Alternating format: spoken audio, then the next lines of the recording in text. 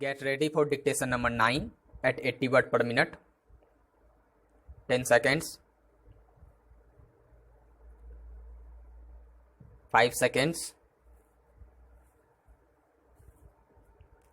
Sir, the budget has been variously described and criticized as one that increases the burden of the common man, one which gives concessions to the rich and encourages foreign investments.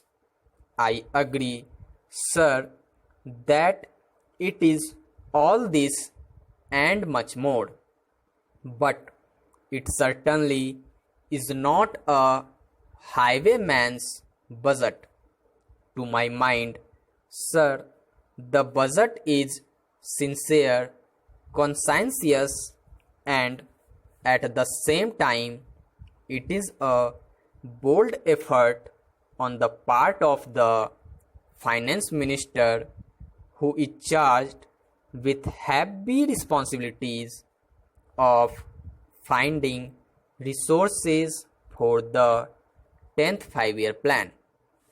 This plan, to my mind, sir, is not at all ambitious in view of our needs.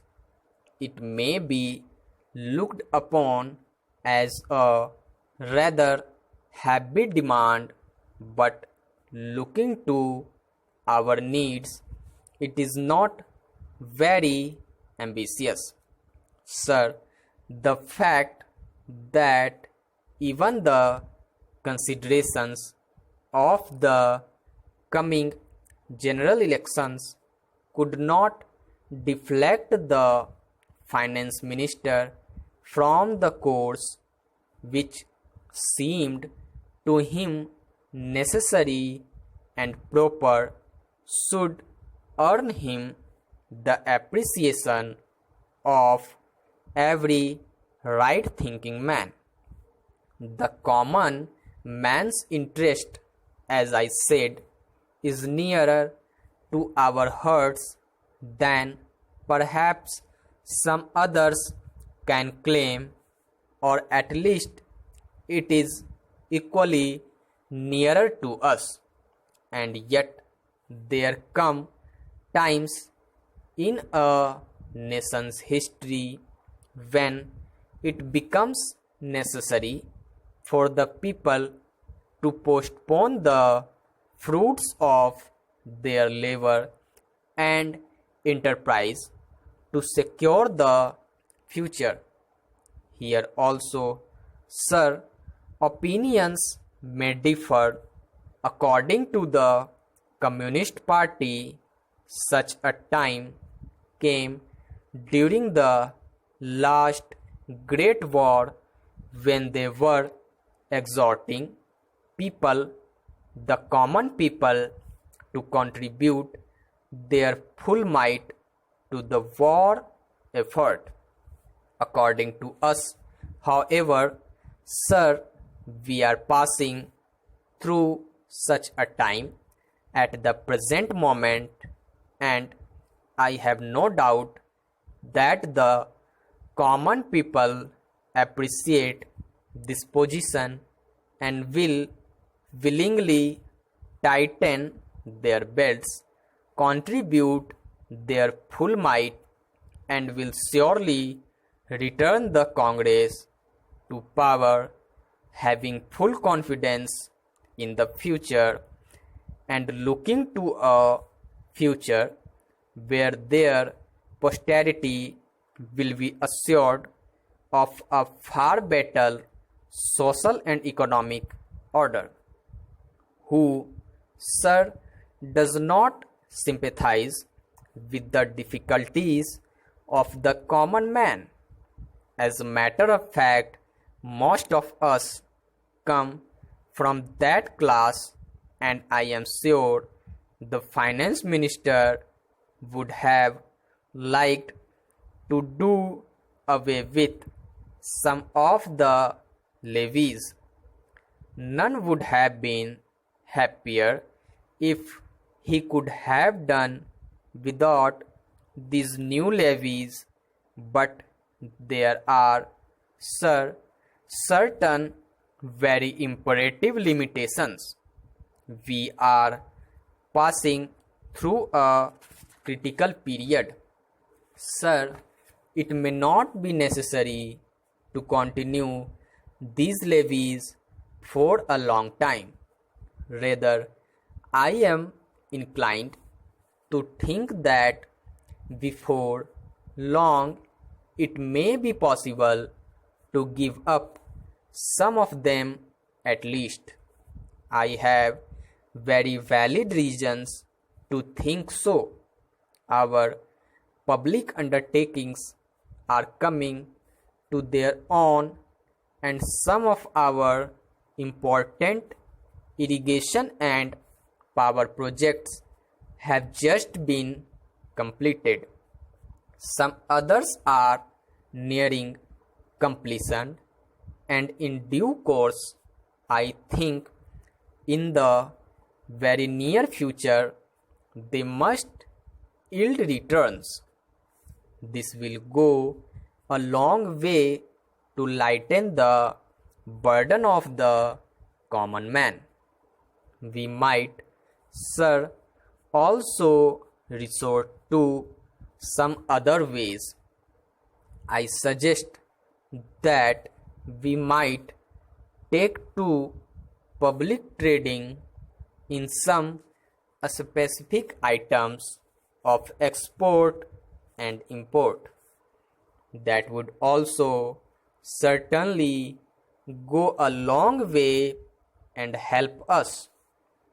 The private corporate sector has been steadily growing and has been developing capacity. It is sure to benefit from all these present concessions and develop greater capacity. This sector must come forward to meet new demands for taxation in the future.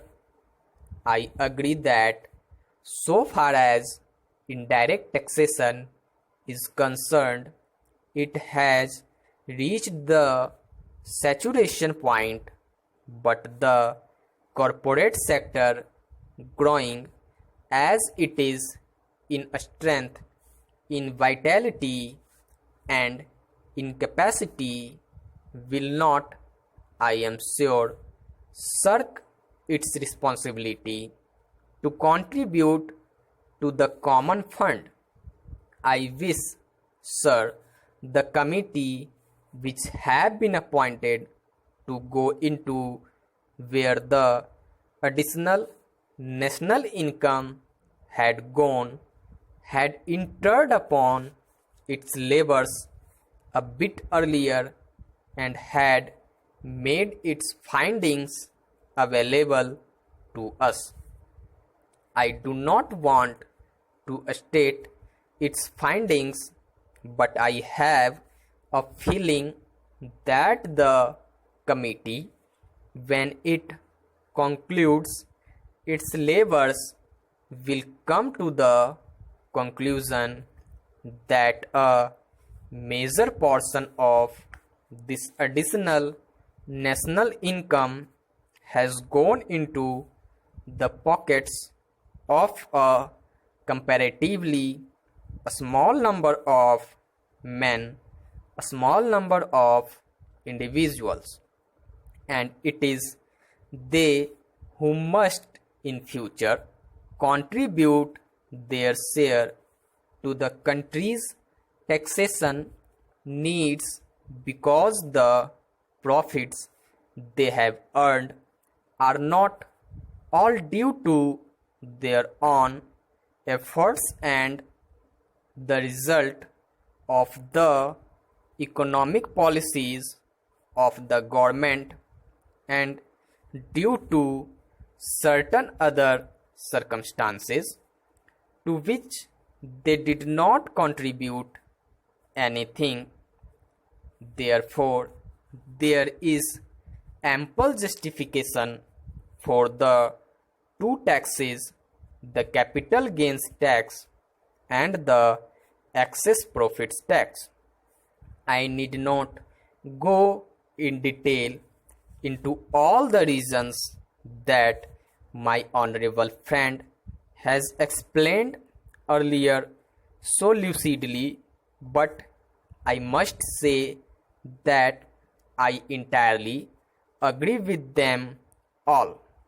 Having said this, I would like to say a few words about allocations which have been made to the various ministries in the budget.